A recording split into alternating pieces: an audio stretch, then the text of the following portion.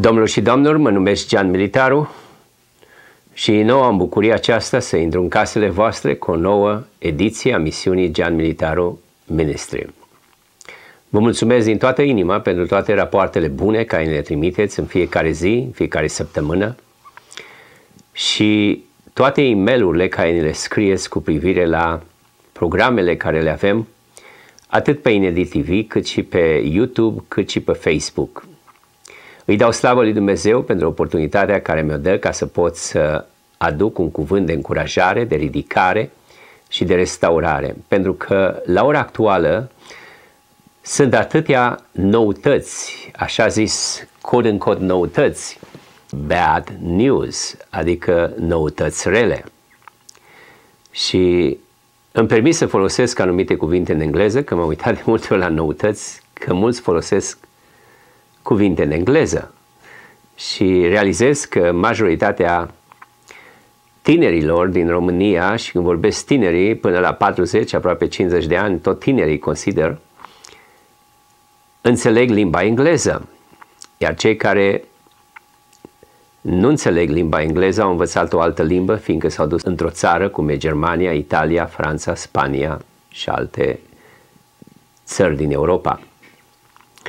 Îi mulțumesc lui Dumnezeu pentru oportunitatea pe care mi-o dă ca să pot să vă vorbesc în limba română și astăzi, fiind și o zi importantă în viața mea, ziua de naștere, vreau să fac un program special, am făcut în engleză până acum și acum vreau să fac în românește, în care să pot să vă vorbesc despre numele Domnului Isus și sângele Domnului Isus. Am înțeles că voi în România sărbătoriți Paștele cu o lună mai târziu decât noi, cei din America și Biserica Catolică. Dar nu contează când sărbătoriți. Problema este să înțelegem ce înseamnă Paștele. Paștele, de fapt, este un cuvânt care vine de la Passover, adică în Egipt, când izraeliții au fost scoși de Dumnezeu prin Moise, după 430 de ani, fiind în robie în Egipt, ultima plagă care a venit peste tot Egiptul, trimisă de Dumnezeu, a fost că a venit un înger nimicitor să omoare pe primul născut, începând de la animale și până la oameni. Dar Moise împreună cu Aron a dat un ordin copiilor lui Israel, care se spune că erau în jur de 600 și ceva de mii, între care poate erau în jur de 260 de mii de case, să taie un miel, să ia sânge de animal și să-l pună, sângele mielului, la ușciorii ușii. Când îngerul va trece pe acolo, nimicitor, când va vedea semnul sângelui, nu se va atinge de cortul acela, de casa aceea, de animalele din locul acela. Și de-aia înseamnă Passover, adică Paștele, adică trece peste casele respective. Totodată, asta a fost în Vechiul Testament. În Noul Testament găsim pe Domnul Isus, care chiar în vremea Paștelor, când se sărbătorea Paștele sau Passover în Israel, el a fost răstignit, apoi pus într-un mormânt și în Duminica Paștelor, când trebuia să sărbătorească Paștele oamenii și să se bucure diavolul împreună cu fariseii și cărturarii de moartea Domnului Isus, care l-au pus într-un mormânt și o piatră, au realizat că piatra a fost dată la o parte, soldații au mărturisit că au căzut cu fața la pământ sau alții pe spate, cum a venit prezența aceea deosebită a îngerului, a dat piatra la o parte, iar Isus a înviat. Și e singurul mormânt, cel mai vizitat din întreaga lume, de milioane de oameni. În 2020 nu prea au fost mulți pentru din pricina pandemiei, dar până în 2020 milioane de oameni din diferite țări ale lumii au venit să viziteze un mormânt gol care a fost Iisus Hristos, Fiul lui Dumnezeu, El nu mai este acolo, El a înviat. Și mai mult decât atât, El stă la dreapta Tatălui, El a fost mielul suprem. Și cuvântul lui Dumnezeu ne spune că El a fost sacrificat pentru păcatele noastre și zdrobit pentru fără de legile noastre. Sacrificat pentru păcatele noastre și zdrobit pentru fără de legile noastre.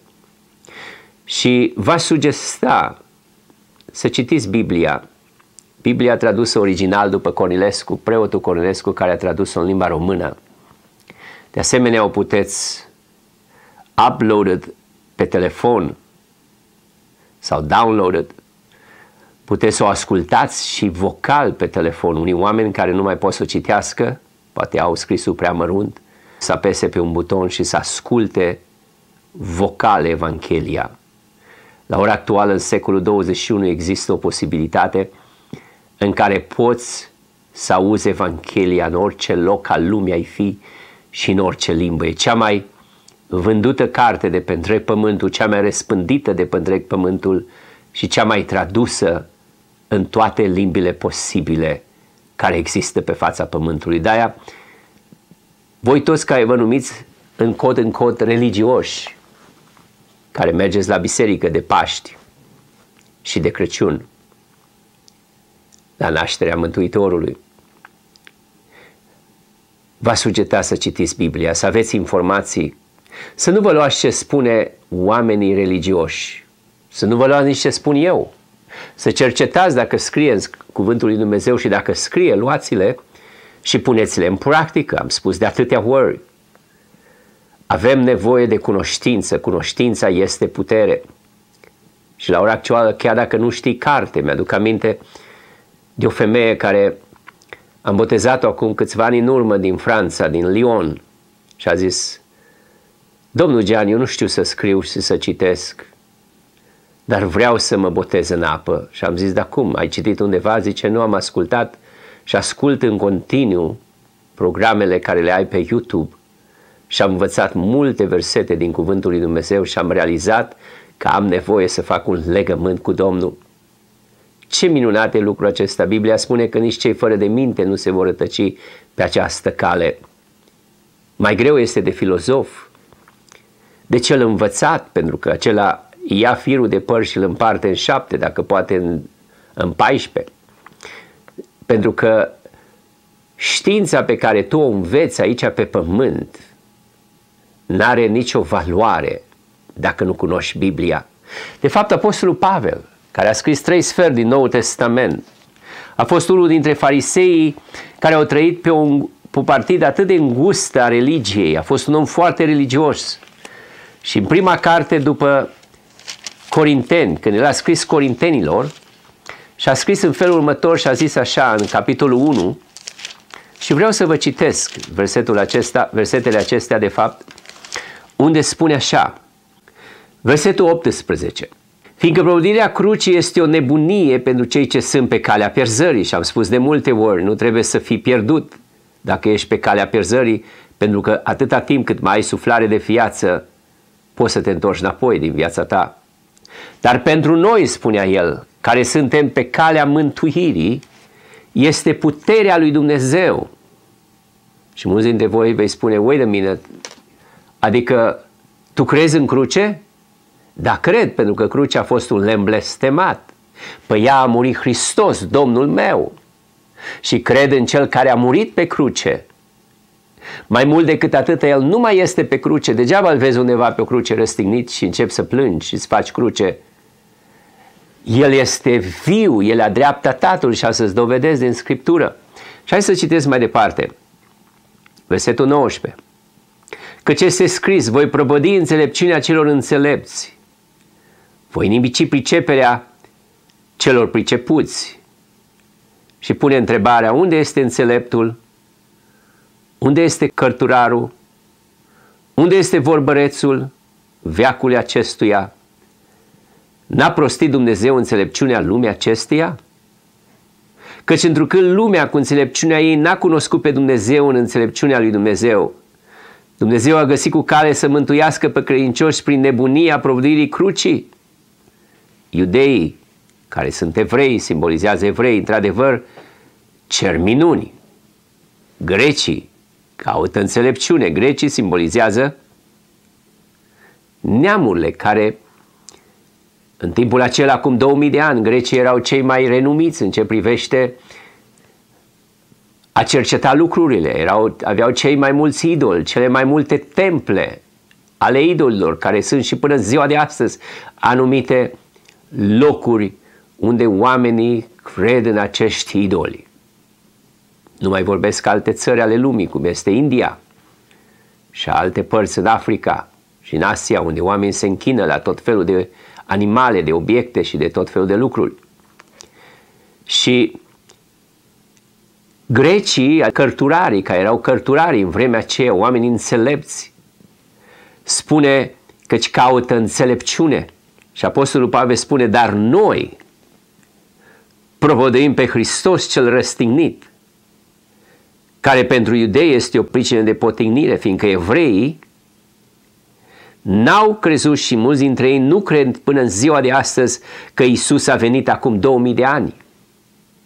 Ei încă l-așteaptă pe Mesia în acordanță cu Isaia, cartea prorocului Isaia.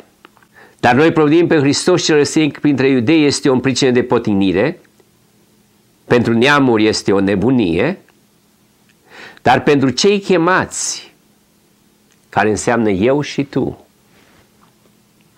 fie iudei, adică fie evrei, fie greci, este puterea și înțelepciunea lui Dumnezeu. Ce este puterea și înțelepciunea lui Dumnezeu? Evanghelia, cuvântul vieții, cuvântul lui Dumnezeu. De-aia avem nevoie de acest cuvânt al lui Dumnezeu, ca să-l luăm, să-l citim și să nu ne luăm după ritualuri, după povestiri, după tot felul de povești religioase, că s-a întâmplat nu știu când, a venit un sfânt și a făcut cu tare lucru și toți merg acolo ca și oile dau. Ai văzut că oile, când intră o oaie, toate intră acolo.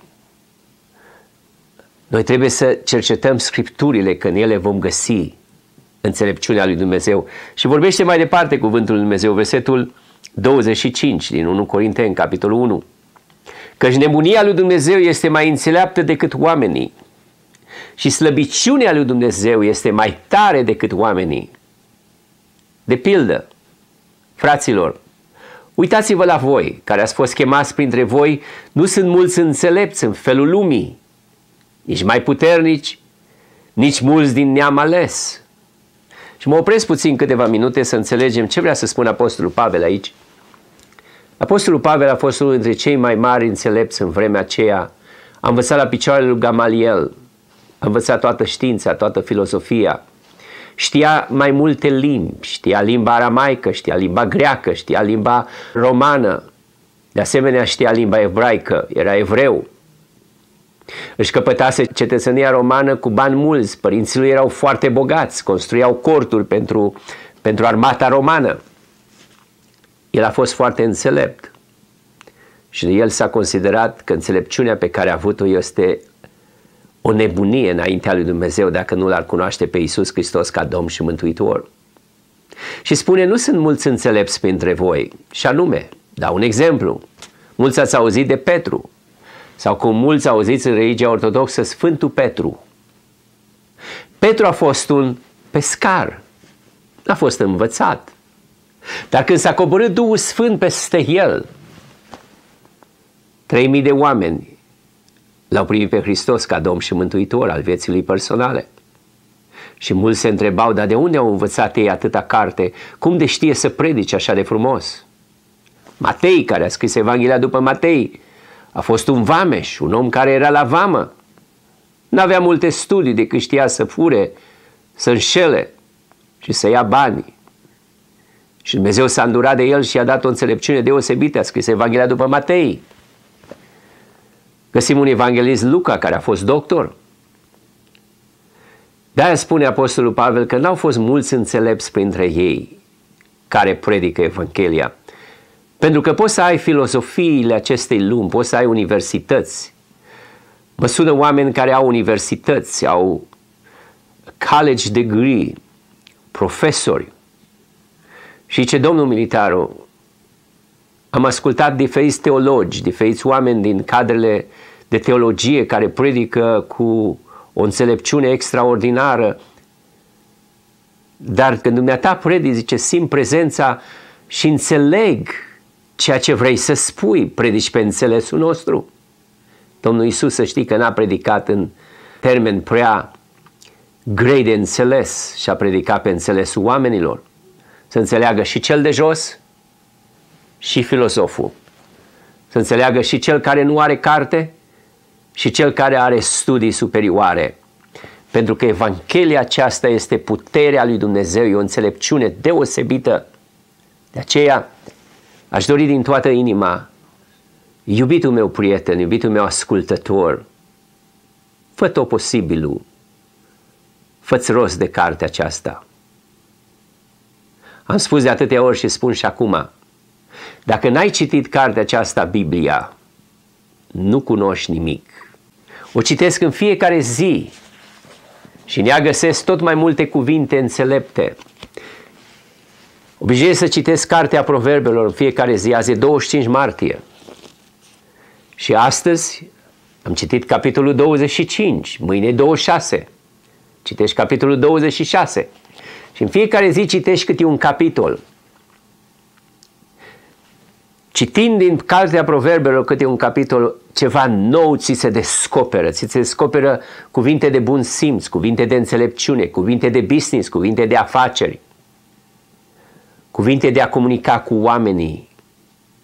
Înțelepciunea este ca un argint și ca un aur, ca o comoară pe care o cauți. Așa este cuvântul lui Dumnezeu. De aceea ce aș invita, cercetează Scripturile.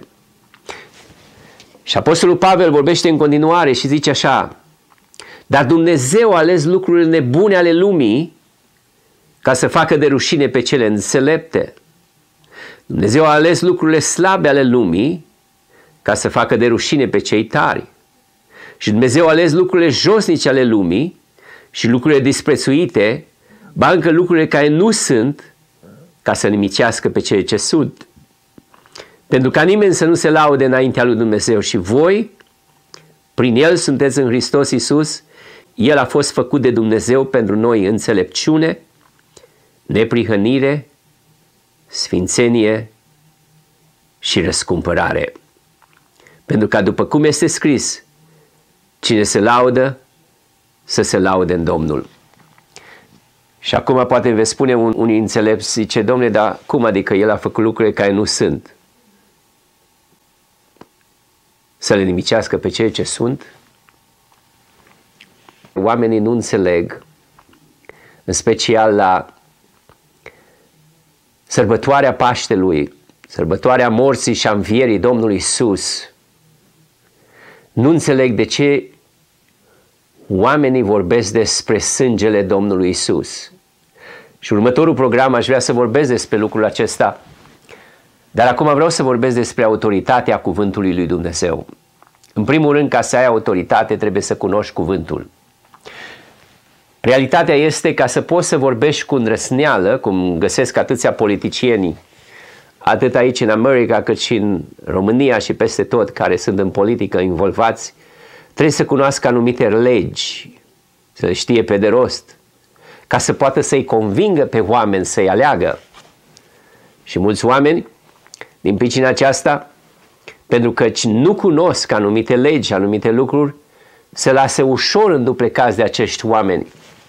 Cu atât mai mult, mulți oameni, de exemplu, oameni religioși, preoți, pastori, evangeliști, vă predică poate o evanghelie pe care n-ați auzit-o niciodată.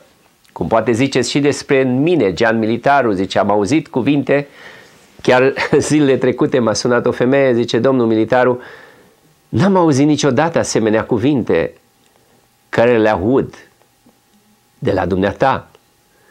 Și am zis, eu nu vorbesc nimic în afara cărții acestei Biblia.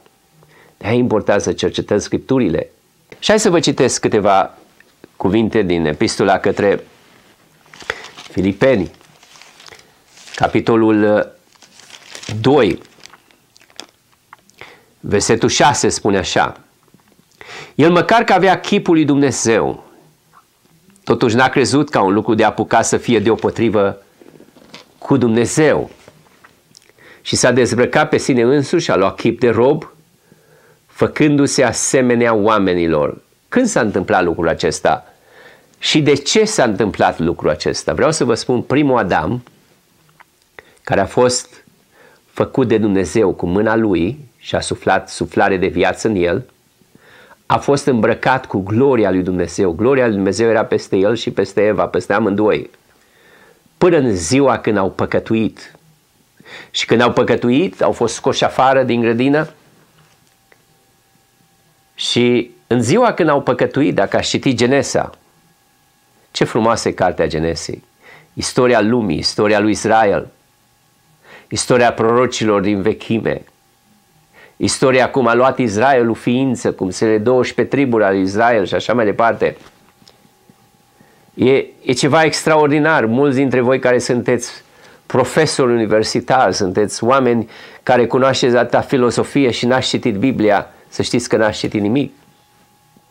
M-am spus odată întâmplare când odată niște filozofi au dat înapoi timpul și au găsit că lipsește o zi din calendar și nu știau unde este această zi și și-au bătut capul o noapte și o zi până dimineața. Dimineața când a ieșit afară, portarul i-a văzut tare amărâți, supărați și a zis: ce s-a întâmplat, domnilor? Ce se întâmplă? Zice: nu găsim o zi din istoria lumii. Și a zis: e foarte ușor și foarte simplu. Era numai portar, n-avea nicio educație prea mare ca ei. Poate avea o educație școala primară. Era portar. Și veniți să vă arăt, și a deschis Biblia și le-a arătat. Deci în două locuri s-a întâmplat în Biblie când ziua soarele a stat pe loc, pe vremea lui Iosua și pe vremea lui Ezechia. Și ăștia și-au făcut cruce, cu toate că nu erau creștini. Extraordinar, zice, noi ne-am zbătut toată ziua și toată noaptea să găsăm ziua aceasta unde s-a pierdut și portarul acesta, care în început, propriu zis, nu dai 2 bani pe el, pentru că ăștia sunt filozofi. Ne-a spus un lucru care ne-a uimit. Știi de ce? Pentru că înțelepciunea lui Dumnezeu e mult mai puternică decât înțelepciunea lumii. Și de-aia vă spun în cartea Genesei, când Adam a zis, l-a căutat Dumnezeu unde e și s-au ascuns Adam și Eva în grădină, zice: suntem goi. Și Dumnezeu i-a întrebat: cine v-a spus că sunteți goi? Și de ce s-au văzut că-s goi? Pentru că gloria lui Dumnezeu a plecat de peste ei. Și din pricina aceasta a trebuit să vină al doilea Adam, Iisus Hristos, Fiul lui Dumnezeu, și să întrupeze într-o fecioară, Maria, și de fapt ea n-a avut niciun contact cu Iosif, și sămânța care a fost semănată în pântecul ei a fost de la Duhul Sfânt al lui Dumnezeu, ca cel ce se va naște în ființă umană să se nască fără păcat. Pentru că toți oamenii de la Adam și până acum s-au născut în păcat și suntem născuți în păcat. Mama mea m-a născut în păcat și în păcat m-a zămislit. Și din pricina aceasta a trebuit să vină al doilea Adam, Iisus Hristos, Fiul lui Dumnezeu, care a intrat în pântecul lui Maria. Și Maria n-a avut niciun contact cu Iosif până l-a născut pe Domnul Iisus, iar după aceea a mai avut copii, a avut 4 frați, 4 copii și cel puțin 2 surori. Găsim pe fratele lui Iisus, după mamă și tată, zice Iacob, care a scris epistola lui Iacob. Îi găsim atâția frați, fratele Iuda, nu Iuda Iscarioteanu, celălalt Iuda, care a scris epistola către Iuda. Și fiindcă oamenii n-au citit Biblia, ei cred că Maria numai pe Iisus l-a avut, n-a mai avut pe nimeni altul. Maria a trăit o viață cu Iosif mai târziu. Și Maria însă era după Iisus, unde mergea, și sorbea toate cuvintele pentru că știa ce i-a spus îngerul Domnului Gavril. În zilele trecute aud, zice, astăzi este ziua buna vestire a lui Gavril. Cine a fost îngerul Gavril? Și ce vorbește în Evanghelia după Luca când Gavril s-a prezentat la Maria și a spus că cel ce se naște în tine este Fiul lui Dumnezeu? Deci îngerii sunt slujitorii noștri. Și îngerul Gavril i-a spus despre Isus. Iar mai târziu, când Domnul Iisus predica Evanghelia, dacă citiți Evanghelia, spunea oamenii care se înghesuiau și stăteau ca sardelele unul lângă altul să-l asculte, că aveau o înțelepciune vastă. Zice la un moment dat, mama ta și frații tăi te caută. Adică vorbea de Maria. Iosif nu mai era acolo, pentru că cred că Iosif plecase de pe pământ, mă gândesc, pentru că era mai în vârstă ca Maria. Și zice, mama ta și frații tăi te caută. Zice, mama mea și frații mei sunt cei ce fac voia tatălui meu. Și nu vorbea de tatălui Iosif, și vorbea de tatălui Dumnezeu. Oamenii credea că vorbește de Iosif, dar de fapt era de Dumnezeu. Și în momentul respectiv, când nu cunoaștem Scripturile, ne luăm după atâția oameni care povestesc tot felul de întâmplări și povești, tot felul de lucruri, să credem mai degrabă ce spun oamenii decât ce spune Scriptura. Și Domnul Iisus este considerat al doilea Adam, care a fost bătut. Când vorbește Dumnezeu și spune că diavolul îți va zdrobi călcâiul, așa s-a întâmplat cu Domnul Iisus, prin faptul că l-a zdrobit. A luat 39 de lovituri fără una. A bătut cuie în mâini și în picioare. L-au răstignit pe cruce. De asemenea, l-au străpuns când a ieșit apă și sânge. Acolo el a plătit pentru ceea ce Dumnezeu i-a spus lui Adam. Satana îți va zdrobi călcâiul. Dar când a înviat, aleluia, când a înviat, spuneți, Hristos a înviat. Când a înviat, ne-a dat nouă oportunitatea că atunci când îl acceptăm pe Iisus Hristos ca Domn și Mântuitor al vieții noastre personale, să putem să avem gloria lui Dumnezeu care era peste Adam înainte de a păcătui.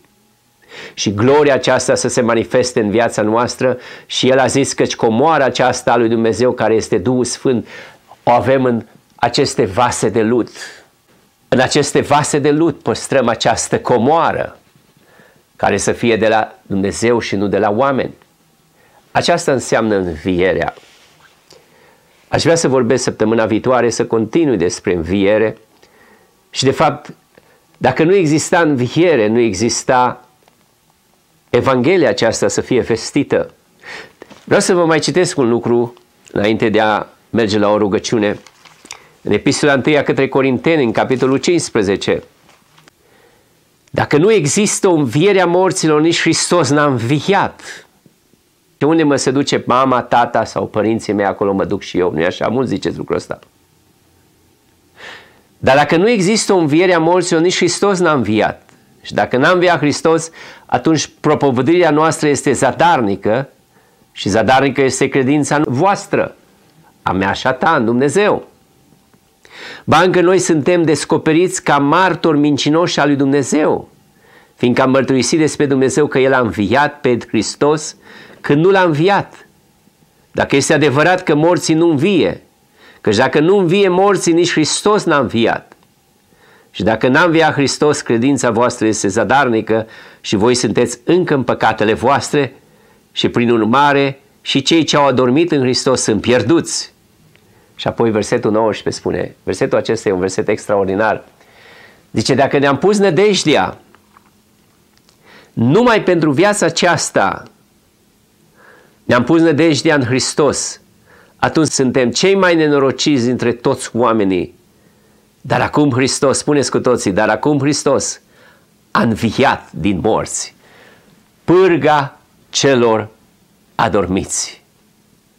Căci dacă moartea a venit printr-un om, și tot printr-un om a venit și învierea morților, și după cum toți mor în Adam, așa Toți vor învia în Hristos, fiecare la rândul cetei lui. Hristos este cel dintâi rod, apoi la venirea lui cei ce sunt a lui Hristos. Săptămâna viitoare am să continui despre sângele Domnului și despre învierea Domnului. E foarte important lucrul acesta, să înțelegem ce înseamnă moartea și învierea. Pentru că dacă n-a înviat Hristos, noi suntem cei mai nenorociți oameni de pe pământ. Noi care predicăm Evanghelia suntem cei mai mincinoși oameni posibili care putem să mințim. Dar prin faptul că Hristos a înviat, și așa cum spune în Efeseni, în cartea Efesenilor, în capitolul 2, noi am fost morți în păcatele noastre, dar prin Iisus Hristos El ne-a înviat și ne-a dus la viață. Iubitul meu prieten, iubitul meu ascultător, vreau să spun un lucru, că nu vei trăi veșnic pe pământ. Viața ta este temporară aici pe pământ, cum și viața mea e temporară. Dar dacă tu te vei împăca cu Iisus Hristos, Fiul lui Dumnezeu, pe care tu îl sărbătorești la Paști, poate ai stat în postul Paștelui, nu postul ne mântuie, nu toate acatistele și toate, eu știu, toate obiceiurile creștine care le faci și care le-ai învățat să le faci te poate mântui. Și numai Iisus Hristos, Fiul lui Dumnezeu, care a murit și a înviat, poate să-ți dea cu adevărat mântuirea sufletului tău. Te-ai gândit tu vreodată? Poate stai pe un fotoliu și stai cu un pahar în mână și poate în paharul acela este alcool, este un pahar de vin sau un pahar de băutură. Bei din el așa cum beau eu din apa aceasta? Te uiți la acest program și zici, oare ce mai vrea să spună și omul acela? Să știi că pentru tine am venit. Tu care mă urmărești acum și poate ai zis în gândul tău că vei trăi atâția ani și vei face atâtea lucruri și îți vei construi o casă și îți vei face un viitor pentru tine și copiii tăi. Nu uita că viața ta e pe degetul lui Dumnezeu. Îți spun o întrebare acum, dacă la noapte ți se cere sufletul, crezi tu că vei fi mântuit? Și dacă la noapte ți se ia suflarea, unde te vei duce? Poate vei spune acum și mă voi duce acolo unde s-a dus și părinții mei și bunicii mei și neamurile mele, da, trupul acesta se duce în țărână, de unde a plecat, dar sufletul tău este nemuritor. Mai târziu sau mai devreme te vei întâlni cu făcătorul tău și în ziua aceea vei sta singur în picioare, nu vei avea nici pe preot lângă tine, nu vei avea nici pe avocat, nu vei avea nici pe doctor, nu vei avea nici pe soț sau pe soție și vei sta singur în fața lui Dumnezeu și Dumnezeu îți va spune, ți-am trimis cuvântul lui Dumnezeu prin televiziune, prin YouTube, prin Facebook, prin diferite feluri și ți-am spus împacă-te cu Dumnezeu și ai zis mai am timp, încă sunt tânără, vreau să-mi petrec viața pe care o am.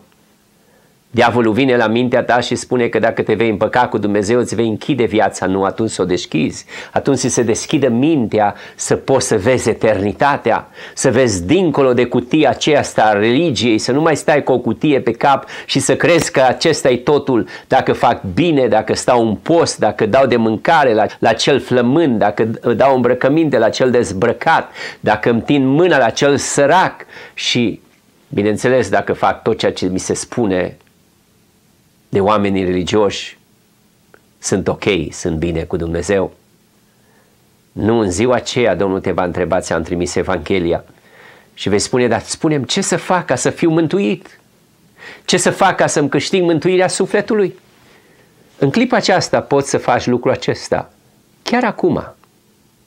Dacă vei zice această rugăciune împreună cu mine, nu este de felul cum eu mă rog, este felul cum tu crezi în lăuntrul tău și lași pe Dumnezeu să se atingă de tine. Și așa cum este scris în cuvântul Domnului, zi această rugăciune împreună cu mine și zi așa: Doamne Iisuse, eu cred că Tu ești Fiul lui Dumnezeu și Tu ai murit și pentru mine. Zi cu voce tare: și Tu ai murit și pentru mine. Și așa cum este scris, Roman 10, cu versetul 8, 9 și 10, cuvântul Domnului este aproape de mine, este în gura mea, este în inima mea. Și acest cuvânt este cuvântul care l-am auzit acum. Ajută-mă din toată inima să Te primesc în inima mea ca Domn și Mântuitor al vieții mele personale și ca singurul mijlocitor între om și Dumnezeu. Spune tare: Iisus Hristos, Fiul lui Dumnezeu, căci este scris că dacă Te voi mărturisi cu gura mea și voi crede în inima mea, voi fi mântuit. Mă rog în numele lui Iisus Hristos. Amin. Și așa cum am făcut această rugăciune în acordanță cu Roman 10, cu versetul 8, 9 și 10, dacă ai Biblie, deschide-o, citește aceste 3 versete.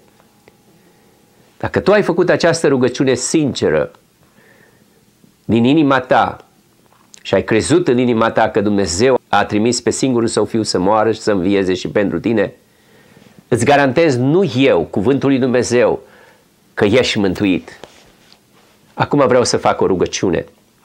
Și nu este felul cum eu mă rog, este felul cum tu crezi în lăuntru tău. Și lași pe Dumnezeu să se atingă de tine acolo unde ești. Ca atunci când sărbătorești Paștele sau ai sărbătorit deja sau intri în sărbătoarea Paștelor, cu adevărat Iisus să intre și în inima ta și să te facă o persoană nouă și să te vindece de orice boală.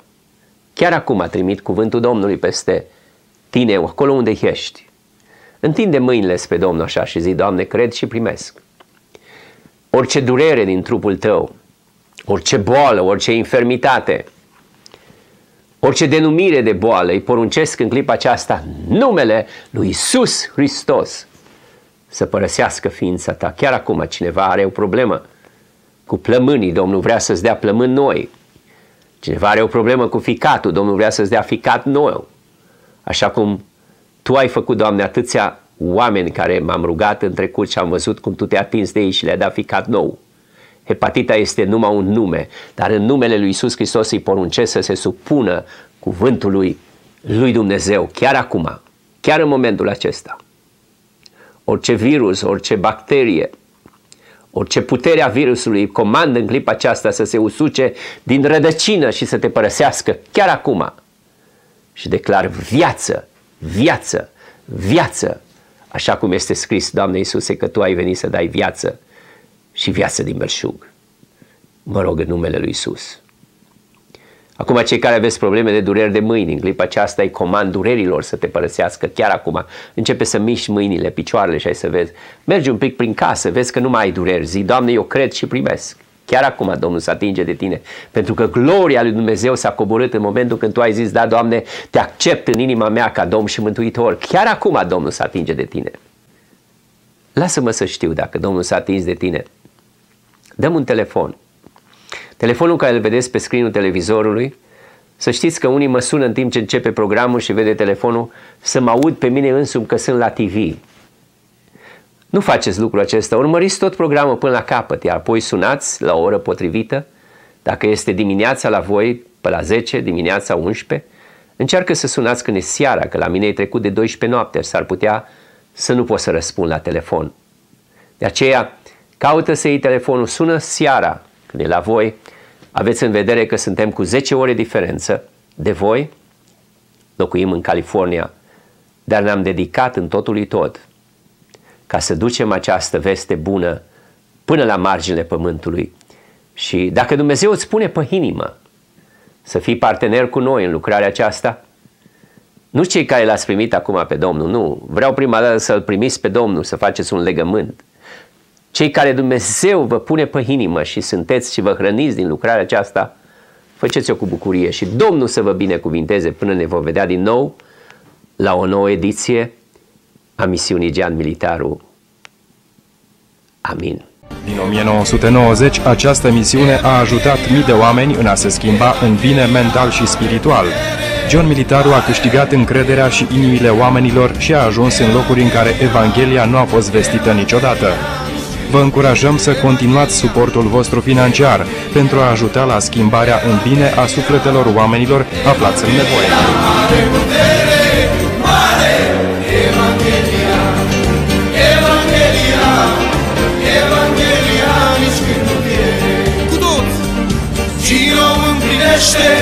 Fericit trăiește tot mereu și-n clipele grele ne dă mângâiere Dumnezeu.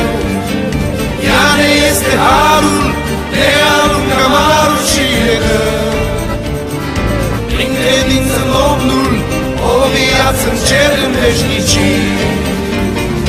Evanghelia, Evanghelia, Evanghelia are putere mare. Evanghelia, Evanghelia, Evanghelia nici nu pierde. Evanghelia, Evanghelia, Evanghelia, Evanghelia are putere mare. Evanghelia, Evanghelia, Evanghelia nici nu pierde. Cu toți!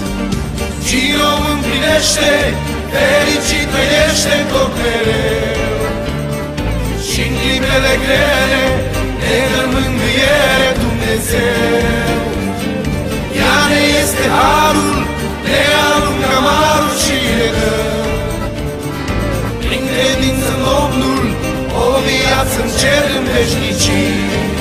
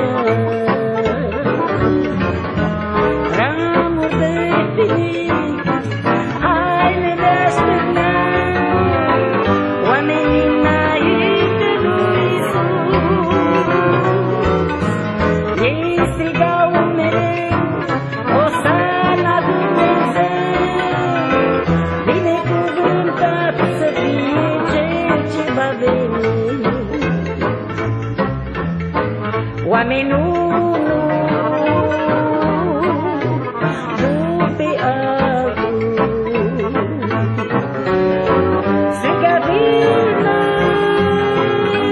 împăratul. Uita cât de smerit vine, să privim cum se cuvine.